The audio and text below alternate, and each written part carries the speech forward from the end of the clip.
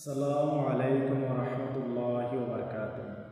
সুপ্রিয় প্রবাদ সময়ের শ্রোতা বন্ধুরা, আশা করছি আল্লাহর অশেষ রহমতে আপনারা সবাই ভালো আছেন। আজকে আমি যে বিষয়টি উপস্থাপন করব তা হচ্ছে তাকবীরে তাশরিক সম্পর্কে।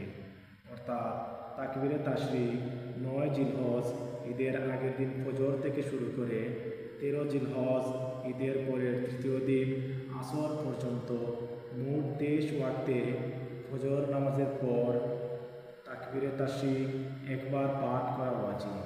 তাকবীরে তাশরিকটি হচ্ছে আল্লাহু আকবার, আল্লাহু আকবার, লা ইলাহা ইল্লাল্লাহ, আল্লাহু আকবার, আল্লাহু আকবার, ওয়ালিল্লাহিল হামদ। তাকবীরে তাশরিকটি আবারও বলছি, আল্লাহু আকবার, আল্লাহু আকবার, লা ইলাহা ইল্লাল্লাহ, আল্লাহু আকবার, আল্লাহু আকবার, ওয়ালিল্লাহিল হামদ। সুপ্রিয় শ্রোতা বন্ধুরা, এই হচ্ছে তাকবীরে তাশরিক। আশা করছি আপনারা খুব সহজেই বুঝতে পেরেছেন এবং এর থেকে উপকৃত হতে পারবেন। এই পর্যন্ত আপনারা সবাই ভালো থাকুন, সুস্থ থাকুন। আসসালামু আলাইকুম রহমতুল্লাহি ওয়া বারাকাতুহু।